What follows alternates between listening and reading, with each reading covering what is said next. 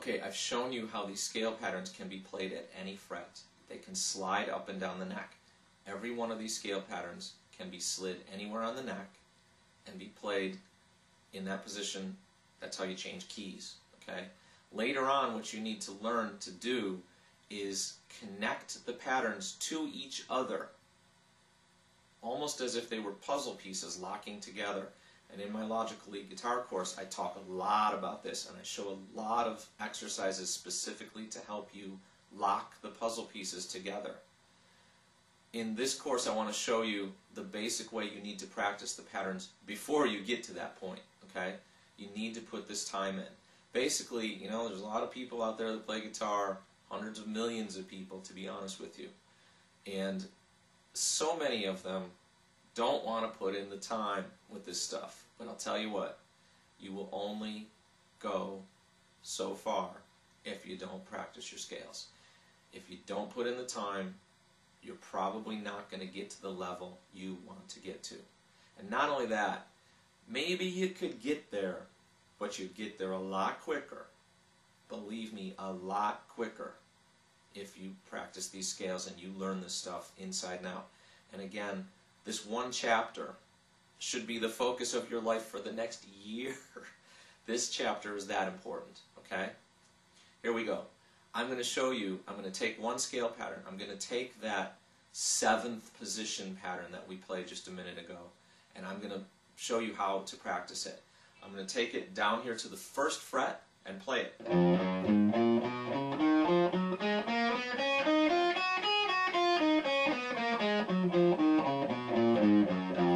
what am I going to do with it? Exactly the same thing I did with the exercises. Slide it up 1 fret and play it again.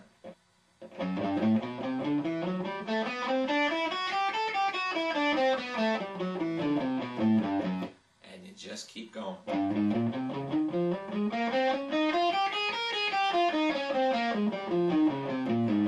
And you do the whole neck with that one pattern. And there's a bunch of reasons you're doing this. One is to just drill it into your memory, and not just your mental memory, but your muscle memory.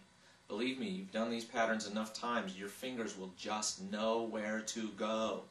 It's hard to believe, but it's true. Your fingers will just know where to go after you've put in enough time on these patterns. When I'm soloing, I play in a band that's basically a Southern rock and an Allman Brothers tribute band. We have a lot of space to improvise. When I'm soloing, I'm not thinking about scale patterns. I'm just hearing stuff in my head and playing it. I'm hearing melodies and my fingers are just going there. Because I played these patterns so many times, they just know where to go. My fingers know where to go. Yours will get there too if you do these patterns enough. You're not going to do it in a day or a week. Just keep playing them over and over and over. Okay? Have fun playing the guitar on songs and stuff, but put in as much of this stuff as you can.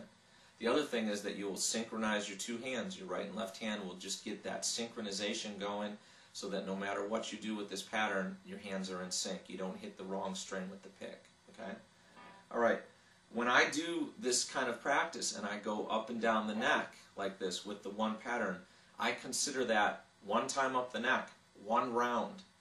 You need to put in 20, 50, 100 rounds on each scale pattern to really get this stuff natural and drilled and in your subconscious. You can do it one step at a time. Just take a pattern and start working on it. Maybe in a week or so, start the 2nd pattern. You can be working on more than one pattern at a time, but just get the process going with one pattern so you understand the process and put in as much time as you can. All right? Then there's a whole bunch of exercises we can do to help you learn those patterns as well. All right? I'm just going to very briefly show you a couple. What if we take that same pattern and we play it like this?